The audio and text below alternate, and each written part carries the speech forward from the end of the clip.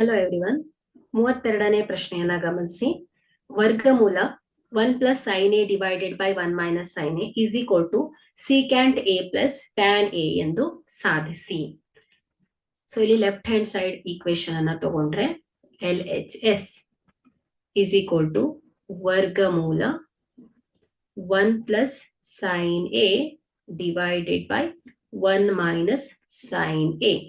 Okay, so ಈಗ ನಾವು ಛೇದವನ್ನ, ಓಕೆ, ಸೊ ಛೇದ ಏನಿದೆ 1 ಮೈನಸ್ ಸೈನ್ ಎ ಇದೆ. ಸೊ ನಾವಿಲ್ಲಿ ಅಂಶ ಮತ್ತು ಛೇದಕ್ಕೆ 1 ಪ್ಲಸ್ ಸೈನ್ ಎ ಇಂದ ಗುಣಿಸಬೇಕು.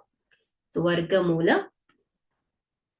1 plus sine A divided by 1 plus sine A. Okay, so ಇದೇನಾಗತ್ತೆ, square root 1 plus sin A divided by 1 minus sin A into 1 plus sin A divided by 1 plus sin A. Okay, so ಈಗ ಅಂಶವನ್ನ ಗಮನಿಸಿದ್ರೆ 1 plus sin A into 1 plus sin A. So ಇದು 1 plus sin A the whole square ಆಗುತ್ತೆ, divided by 1 minus sin A into 1 plus sin A plus B into A minus B. So A square minus B square ಆಯ್ತು. Okay, so ಈಗ 1 plus sin A whole square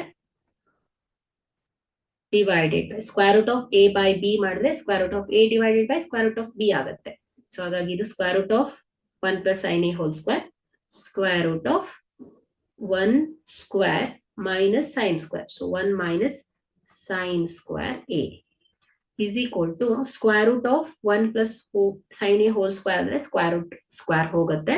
So 1 plus sin A divided by square root of 1 minus sin square A.